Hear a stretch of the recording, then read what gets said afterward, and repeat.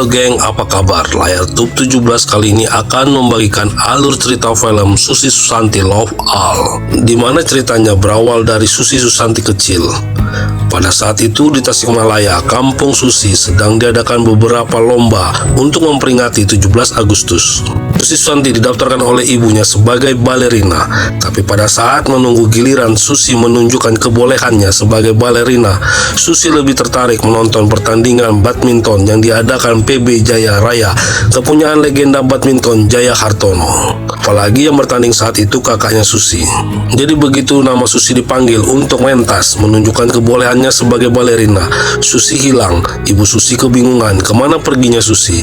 Ternyata Susi mendatangi ayahnya yang sedang memberi semangat kepada kakaknya yang sedang bertanding. Tapi sayang kakak Susi kalah dan hanya menjadi runner up. Setelah pembagian hadiah, juara badminton saat itu mengejek kakak Susi dengan mengatakan katanya bapaknya atlet tapi mainnya jelek. Kakak Susi hanya diam saja, tapi Susi tidak terima kakaknya dikatakan seperti itu. Susi mendatangi orang yang mengejek kakaknya. Susi menantang orang itu yang baru saja bertanding dan menjadi juara badminton dan mendapat hadiah sebuah raket. Susi mengajak taruhan, jika dia menang raket yang dipegang orang itu menjadi milik Susi, dan jika Susi kalah orang itu boleh makan gratis bakpao satu rombong. Tantangan Susi diterima, tapi tiba-tiba ibu Susi datang dan langsung menjewer telinga Susi dan akan membawa Susi ke atas panggung, yang mana sedari tadi nama Susi sudah dipanggil-panggil untuk menunjukkan kebolehannya sebagai balerina. Orang itu lalu menertawai dan mengejek Susi. Mendengar anaknya diejek, ibu Susi melepas jewerannya di telinga Susi. Dan pertandingan antara Susi melawan juara badminton setasik pun dimulai, dan pertandingan itu dimenangkan oleh Susi. Setelah pertandingan itu di malam hari, ibu Susi mengatakan bahwa dia kurang setuju Susi menjadi atlet badminton. Bapak Susi mengatakan Susi punya bakat dan tadi dia bisa menang melawan juara setasik. Di saat ibu Susi masih mengomel, telepon mereka berbunyi. Bapak Susi mengangkat telepon. Setelah selesai menerima telepon, Bapak Susi menceritakan bahwa dia baru saja mendapat telepon dari PB Jaya Raya dan Susi diminta trial di Jakarta. Seketika ibu Susi menjadi bangga dengan Susi dan berkata, "Tuh kan untung Mamah biarin Susi main." Dan keesokan paginya Bapak Susi mengantar Susi ke Jakarta untuk trial di PB Jaya Raya, kepunyaan Jaya Hartono. Susi dan bapaknya sudah bertemu salah satu pengurus PB Jaya Raya. Susi dan bapaknya bersedia mengikuti semua program pelatihan di PB Jaya Raya, dan ayah Susi pun pulang ke Tasik dan berjanji akan kembali sebelum Susi pulang ke Tasik. Dan kini Susi mulai berlatih. Hari ini Susi berlatih untuk menguasai pukulan baseline. 100 bola yang Susi pukul, tapi Susi belum juga dapat menguasai pukulan baseline. Susi sepertinya putus asa. Susi meminta waktu untuk beristirahat. Susi mengambil buku catatannya dan menuju keluar. Susi melempar raketnya lalu duduk dan mulai menulis. Tiba-tiba raket itu diambil Bapak Susi yang ternyata belum pulang ke Tasik. Bapak Susi lalu menghampiri Susi. Susi kaget, tiba-tiba bapaknya ada di depan Susi sambil berkata untuk mengajak Susi pulang saja ke Tasik. Susi mengatakan bahwa dia bosan. Susi juga mengatakan kenapa tidak kakaknya saja yang duluan ke sini. Bapak Susi mengatakan karena Susi yang mendapatkan kesempatan pertama berlatih di Jakarta, dan sayang jika dibuang begitu saja kesempatan itu.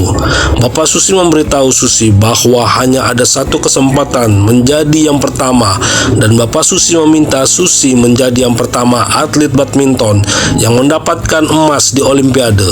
Susi tersenyum dan berjanji pada bapaknya. Susi lalu menggambar medali emas di kertas, lalu kertas itu diberikan kepada ayahnya sambil berkata, karena janji adalah utang, untuk sekarang Susi utang dulu. Esokan hari Susi kembali berlatih baseline. Sudah beratus kali pukulan, pelatih hanya mengatakan pukulan baseline Susi sudah mulai bagus, dan Susi disuruh coba sampai 500 pukulan lagi. Susi kesal dan marah hingga mengatakan dari tadi latihannya ini saja, siapa sih yang membuat program pelatihan ini?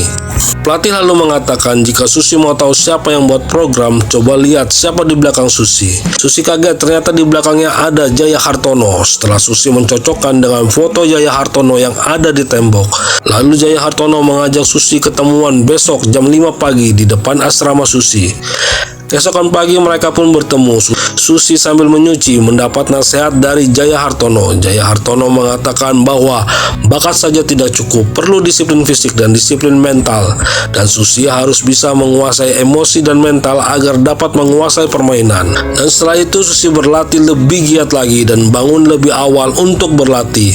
Saat itu tahun 1985, seorang ketua KONI menghadap Pak Sutrisno. Patri memberitahu ketua KONI bahwa sudah 1 tahun Cina menjadi anggota Federasi Badminton Indonesia sudah takluk. Patri lalu menanyakan program dari ketua KONI. Ketua KONI mengatakan kalau mereka kekurangan pelatih. Bahkan Cina banyak yang memakai pelatih-pelatih Indonesia. Patri bertanya, kenapa bisa begitu? Ketua KONI mengatakan mereka itu jagoan-jagoan kita pada tahun 1966 yang tidak bisa pulang. Ketua KONI lalu mengatakan jika Pak Presiden mau memanggil mereka pulang, mereka pasti mau. Patri lalu dengan tegas mengatakan untuk membawa mereka pulang. Ketua KONI mengatakan dia bisa membawa pulang asal ada kejelasan status agar mereka bisa bebas beraktivitas. Patri lalu berkata pasti akan diberikan kejelasan status mereka. 2 pelatih dipulangkan dari Cina dan kini sudah tiba di kantor KONI. Seorang pelatih pria mengatakan bahwa mereka memang kelas dunia, tapi bendera mereka masih merah. Ketua KONI mengatakan warna merahnya akan diteruskan, tapi kita tambah warna putih untuk Ibu Pertiwi. Ketua KONI lalu menambahkan bahwa dia lega karena 2 pelatih dunia mau pulang. Pelatih wanita lalu berkata dia lebih lega lagi bisa pulang bertemu ibunya setelah bertahun-tahun tidak bisa pulang. Ketua KONI berkata bahwa negara kita masih butuh banyak tantangan. Dan di tahun itu 2 atlet badminton yaitu Ardi Wiranata dan Susi Susanti menjuarai World Cup Championship Junior dan Susi dipanggil ke Platnas. Pada tahun 1986 Susi datang ke Platnas. Susi disambut Sarwenda atau biasa dipanggil Wenda. Wenda mengenalkan Susi pada Ardi Wiranata.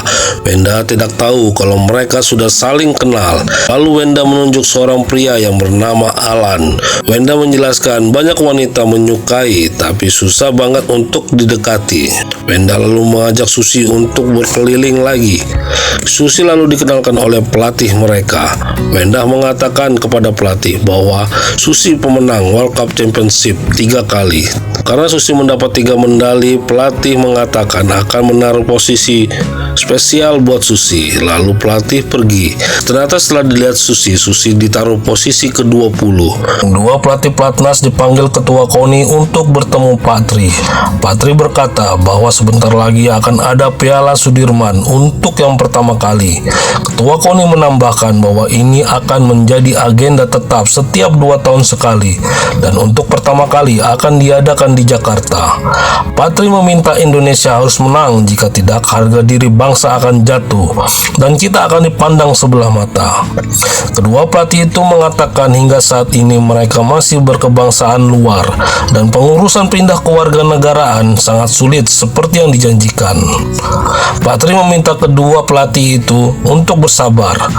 Mendatangkan mereka bukan suatu hal yang mudah. Patri meminta kedua pelatih itu tunjukkan dulu hasil baru bicara yang lain. Patri lalu bertanya apa yang kita perlukan untuk menang.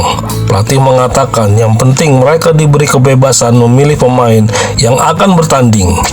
Patri setuju yang penting Indonesia juara Piala Sudirman. Untuk menyambut Piala Sudirman, kedua pelatih menyeleksi pemain Platnas. Kali ini Alan mendapat tugas merekam mereka latihan, tapi Alan lebih banyak merekam Susi latihan dan sejak saat itu Alan dan Susi menjadi akrab. Esokan hari Susi datang ke lapangan sendiri. Dia melihat peringkat nasional. Susi berada di peringkat ke-11. Seakan tidak terima, Susi berlatih sendiri dengan emosional. Beratus-ratus bola Susi pukul hingga tangannya merasa sakit. Pelatih melihat Susi dari jauh, lalu datang menasehati Susi sambil memijat tangan Susi yang sakit. Pelatih mengatakan, jika Susi main hanya untuk mencari perhatian, tidak akan benar. Pelatih minta hati Susi fokus ke bulu tangkis dulu, jangan ke cowok. Susi hanya mengangguk dan pelatih pun pergi. Tapi seperti ada yang belum disampaikan. Pelatih kembali dan memberitahu Susi jangan sampai hamil karena pelatih membutuhkan Susi di Sudirman Cup. Susi senang dipilih untuk bertanding di Sudirman Cup. Piala Sudirman Cup di Jakarta dimulai. Di semifinal Indonesia menang 5-0 atas Denmark. Dan di final Indonesia akan bertemu Korea Selatan. Saat itu Indonesia tertinggal lebih dulu 2-0. Setelah hasil imbang, kini giliran Susi main. Susi jadi penentu nasib Indonesia di Sudirman Cup. Di set pertama skor tidak beda jauh, tapi pemain Korea berhasil menang di set pertama. Di awal set kedua, permainan Susi masih belum baik. Patri kesal dan memanggil ketua KONI dan bertanya mengapa pelatih menurunkan pemain yang belum punya pengalaman. Ketua KONI meminta Patri untuk bersabar. Mungkin pelatih ada strategi yang belum dikeluarkan. Setelah dipanggil Patri, ketua KONI mendatangi pelatih. Bapak Susi pun memilih tidak melihat Susi bertanding. Entah apa yang dibisikkan ketua KONI kepada pelatih. Saat itu di set kedua, Susi tertinggal 4-0. Susi tetap berusaha mendapatkan poin hingga kedudukan saat ini 6-4 untuk Korsel. Susi meminta waktu sejenak. Pelatih lalu meneriakkan All England 74. Itu kode buat Susi agar Susi bermain seperti Rudi Hartono pada All England 74. Susi masuk ke lapangan dan siap bertanding lagi. Kini semangat Susi benar-benar membara hingga Susi mampu menyamakan skor di set kedua menjadi 10-10. Pelatih dan Patri tersenyum. Ibu Susi berteriak memanggil Bapak Susi karena skor saat ini sudah imbang. Penonton yang tadinya sudah keluar mulai berdatangan lagi. Susi Susanti servis. Permainan kini dikuasai Susi. Dengan gigi Susi mampu memenangkan set kedua. Di saat istirahat, Susi melihat pemain Korsel yang sedang dimarahi pelatihnya. Pelatih sampai menampar pemainnya. Dan di set ketiga ini Susi bermain betul-betul tidak memberi ampun musuhnya. Dan di set ketiga ini Susi menang telak 11-0. Semua masyarakat Indonesia senang. Patri dan ketua KONI pun ikut senang karena target mereka tercapai setelah dua pertandingan berikutnya. Setelah Susi dimenangkan tim Indonesia dan tim Indonesia berhak memegang Piala Sudirman di rumah sendiri. Setelah Sudirman Cup, semua atlet pelatnas diberikan pelatihan khusus. Setiap hari mereka akan diperiksa berat badan, kadar lemak, dan tekanan darah. Asupan gizi mereka pun akan dijaga ketat. Dan semua itu membuat beberapa atlet pelatnas seperti Alan, Susi, Ardi, dan Sarwenda berhasil meraih juara di beberapa turnamen internasional. Tapi mereka gagal di Piala Thomas. Di konferensi pers, wartawan memberi 3 pertanyaan kepada Patri, ketua KONI, dan pelatih. Mengapa bisa kalah sama Malaysia? Mengapa menurunkan Alan yang kurang berani dibandingkan Hermawan? Dan apakah ada kaitannya dengan Alan dan Susi yang sedang pacaran? Patri lalu mengatakan dengan tegas timnas kalah karena Malaysia tampil lebih baik. Lalu ketua KONI menjawab pertanyaan terakhir bahwa mereka tidak mengurusi urusan pribadi para pemainnya. Fokus timnas saat ini Olimpiade Barcelona. Alan yang berada di belakang wartawan kesal hubungannya dengan Susi dikait-kaitkan dengan kekalahan mereka di Thomas Cup. Halo geng, Alan menemui Susi. Dia bercerita bahwa dia tidak setuju gara-gara mereka pacaran, prestasi mereka dibilang menurun. Hingga untuk berangkat ke Barcelona mereka harus dipisah. Susi mengatakan mungkin baiknya begitu. Alan bertanya maksud Susi apa. Susi mengatakan dia tidak mau main-main dulu. Lalu Susi pun pergi, sedangkan Alan sudah ditunggu yang lain untuk berangkat. Setelah itu Susi juga sampai di Barcelona. Alan mengangkat tulisan Love Al, tapi Susi mencueki Alan. Dan pertandingan pun dimulai. Susi berhasil lolos ke final berhadapan dengan Bang Soyun dari Korsel. Pertandingan pun dimulai. Susi servis. Di set pertama ini pertandingan masih imbang, kejar-kejaran poin. Untuk sementara Bapak Susi tidak mau melihat Susi bertanding. Dan set pertama ini dimenangkan oleh Bang Soyun. Sebelum dimulai set kedua, Susi mengingat nasihat Rudi Hartono dan juga Susi mendapat doa dari ibu dan rakyat Indonesia. Di set kedua permainan Susi mulai membaik, sedangkan lawan Susi mulai kelelahan. Hingga set kedua ini mampu dimenangi oleh Susi. Di set ketiga Susi dan Bang Soyun saling kejar-kejaran poin, tapi permainan masih dipegang oleh Susi hingga Susi akhirnya keluar menjadi juara Olimpiade Barcelona.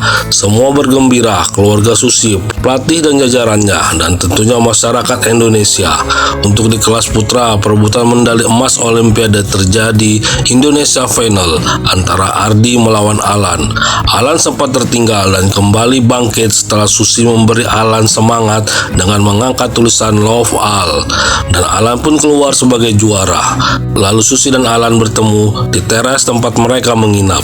Tidak berapa lama Sarwenda lewat, dia bercandain Susi dan Alan dengan berkata pengantin Olimpiade. Mendengar candaan Sarwenda, Alan berkata pada Susi bahwa ide pernikahan Olimpiade seru juga. Tapi Susi mengatakan perjalanan dia masih panjang, masih banyak medali yang ingin Susi raih. Alan mengatakan segitu banyaknya medali apa belum cukup. Susi bilang itu belum cukup. Alan kecewa sambil berkata nunggu 4 tahun lagi juga tidak apa-apa. Siapa tahu ada calon pengantin Olimpiade yang lain. Alan terima saja. Melihat Alan yang kecewa, Susi lalu mencium Alan. Alan kaget bercampur senang.